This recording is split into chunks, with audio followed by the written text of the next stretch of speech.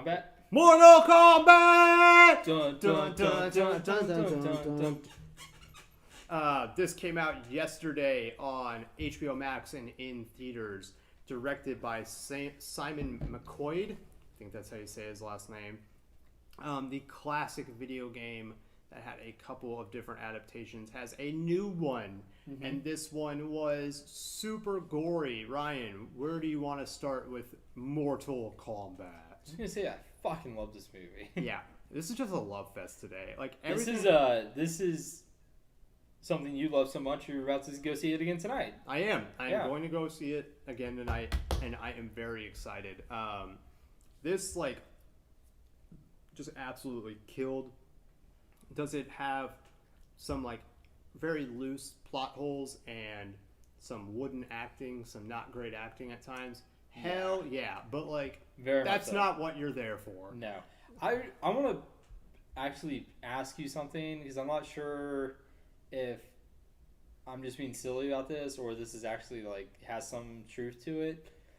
But just because we hadn't seen anything in theaters for say 10, 11 months or something, more or less. Sure, we saw some really shitty movies last year and we saw Wonder Woman. But do you think there's anything to we loved Godzilla so much, we loved Mortal Kombat so much, is because these are the first two movies that were fucking larger than life on the big screen and brand new? Probably, because there has to be something to focusing in on everything that is happening in that movie. Because when we're at home, it's inevitable that you pull your phone out and you're not fully paying attention. I caught myself. You were on the phone outside the theater, but during the first trailer when it was the Quiet Place Part 2 trailer, right? About halfway through that trailer, there was a couple of things.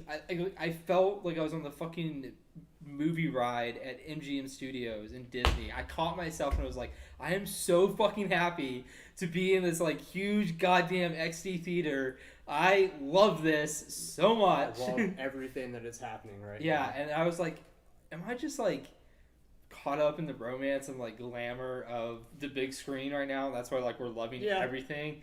I think it's has a little bit to do with that. I think it's a little bit to do with that, but because what we saw Wonder Woman and then that we both were unanimously oh my god, that fucking sucked. This freaking movie. But I think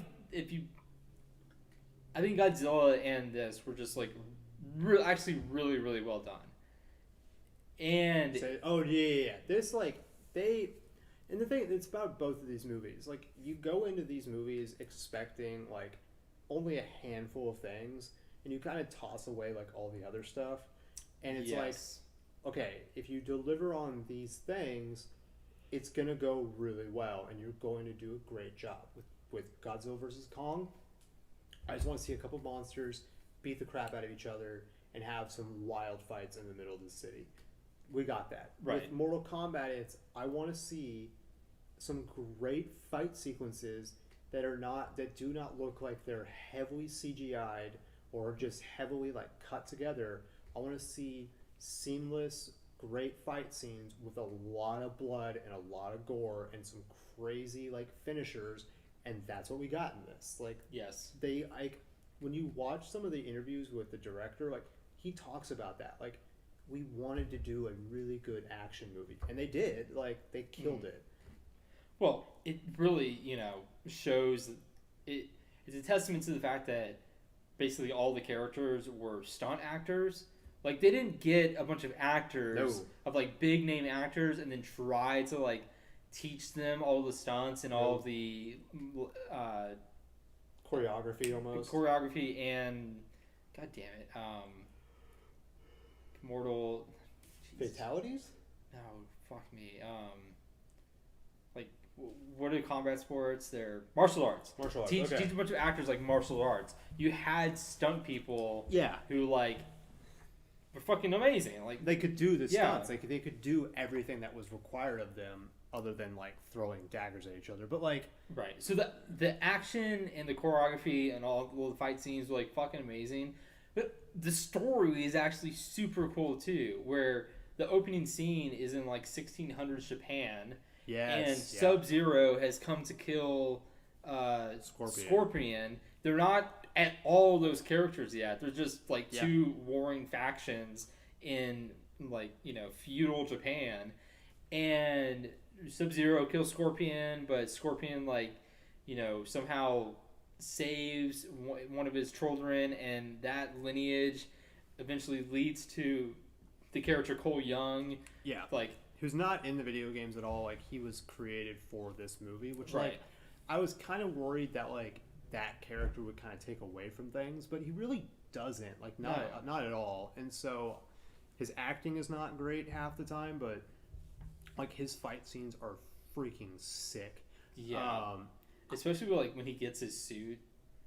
Yeah. Like, when he gets his, what do they call it? A con or something? A con. There's, like, con. I don't basically, remember. If you have the mark of Mortal Kombat, it means you're, like, destined, or, like, you've been chosen to fight for the Earth Realm. And since he was, like, of lineage from Scorpion, he had the mark. Mm-hmm. And when you get the mark, you have to, like, learn what your superpower is, basically. Yeah. Right? And so, like, Kano finds out that he can, like, shoot a laser out of his eye. Out of his fucking eye, yeah. Sonya Blade, what did she have? Oh, she had fucking, like... She had, like, not lasers, but... That like, was one of the biggest plot holes in the fucking movie. Like, she had, like, energy beams out of her arms. All the other characters, it took them, like, a long time to figure out what their superpower was. And then fucking Sonya Blade, she gets chosen. First off, she spoilers, she kills Kano with a garden gnome that he spat on. Right, and then shows back up. And the thing is, if you kill someone with the mark transfers to you. Yeah. And so she gets transferred the mark, and literally within, like, I'd say 10 minutes, somehow she's learned what her superpower is. Yeah, she already knows what her superpower is. And she's, like, shooting fucking lasers out of her arms. Yeah, so that was kind of weird. Yeah, it was very... No, like... Which, none of the plot holes and none of the acting, it never was, like... Never did it take away from the story or anything. And never did I say, like, holy shit, like, this makes it... much, yeah. Yeah, this takes away from the movie. No, it's super cool that is what happened in this. But, like, the moment where Kung Lao, he does a move from MK11 where he, like, throws his hat on the ground and it's spinning, and he throws the dragon chick, like, into it. I looked, because I knew it was coming, I looked over at you, and he threw her, and she, like, went through it. Dude, your mouth just went, ugh! Yeah. I was like, oh my god, that was worth it. That was so worth, like, seeing this movie just right there. Yeah, well, because, like, the moment it happened, well, I don't want to... Yeah, it was just, like, I knew I'd seen that in the trailer, or I had seen that somewhere, but in the context of the place in the fight, it was like, holy shit, like, yeah, he's just gonna pull that out of his ass, and, you know. Yeah, dude, I could not speak highly enough about this movie. Then they fucking major spoilers. Yeah, major. That was my one gripe with this movie. My favorite character, Kung Lao, gets fucking soul sucked. Yes. He gets Death Eatered about halfway through the movie. He gets soul sucked out of this movie. And here's the thing, like, a couple characters get killed. Like, he gets killed, Kano gets killed. Yeah. Goro gets killed. As far as, like, in, like, major spoilers, Sub-Zero gets killed. I'm interested to see, like, if those characters just get brought back. Like, they just, like, reappear somehow. Like, almost like a video game, where it's just, like, they get brought back in a weird way. I don't know. Like, maybe... I mean, the guy did say... Who's the... Director? No. The, black-eyed motherfucker who's, like, led the Outer Realm people. Oh, Shang Tsung? Yeah, he said, like, death's not whatever, it's just something, like, that a transfer. Can be, like, reversed almost. Yeah, so maybe they come back. I would hope so, because, like, I want Kano in there, because he's, like, by far the funniest part of this movie. Yeah, like, he steals hilarious. almost every scene that he is in. And, like, who else was there? Goro is a really big character in the games, and Kung Lao. Like, Kung Lao is the biggest one by far. So, it'll be interesting to see kind of where they go with all of those characters. But I think this movie, it's way better than the 90s movies. Yeah. It has all the action that you want. And the interesting thing is, there's really no Mortal Kombat in here. Like, there's no real tournament. There's no, this is all, like, prequel. Yeah. to a real Mortal Kombat movie. And so I think like that all that setup works really well with the idea that there's going to be more. And from what I'm hearing, like, or what I'm seeing, the box offices are doing well. So I don't. And this movie only cost them $50 million. Really? Yeah. So like, and the theater was like pretty packed. Pretty packed. So it like, had to be like really, really close to full capacity with yeah, all the like empty seating they had to do. Yeah. So my thought is like, there's gonna be more of these, and they're going to like. They're definitely gonna get to the tournament. Yeah, they have like that tournament's gonna fucking slap because that, like that if this was just so cool. It's just the appetizer to like real Mortal Kombat. Holy shit, dude! So like I think with that idea behind it, I think this was a great setup for what the Mortal Kombat tournament could look like, and so I'm really excited to see like where they go with this franchise. So what would you give this movie, Ryan, or out of 5 max Jindo head ratings? 4.5.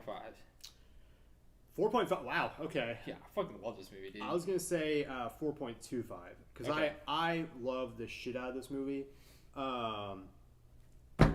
Like they took something that has been around for so long that like they have not gotten right. And like that series that did it in the early 2010s, like they got it right. So it was just an amount of time before they could get it right in a movie theater. Yeah. And they did here, and it's so much freaking fun. Sick. Yeah. Well, Ryan, let's we have a couple questions about Mortal Kombat real fast. Okay. Yeah, he just asked about, if we think there's gonna be a sequel. Oh, there's gonna be for sure. So, yeah, I mean both questions. Like, there's for sure gonna be a sequel, and for sure we're gonna see Johnny Cage, because yes, dude. Again, major spoilers, but like they put in basically like their version of an end credit scene was the very last scene of the movie was them panning to like a poster of Johnny Cage. And Cole Young is like, oh, I'm not fighting here anymore. I'm going to Hollywood. Well, yeah, because like the gym guy like says like, hey, I've got another fight for you, and he's like, I'm done fighting for $200. He's like, oh, where are you gonna go?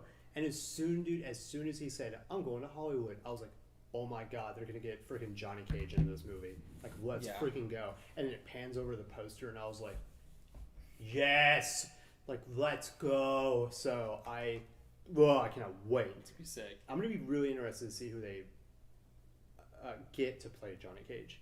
I really hope they go the same route as like everyone else. It's just another stunt actor. Yeah. I'd be so happy with that. I mean, for being all like stunt actor, they did a damn good job. No, they did an amazing job. So I could not talk more highly about this movie. I cannot talk more highly about it. Except for with my wallet, which means I am going to go see it again. Spend another $14. Yeah.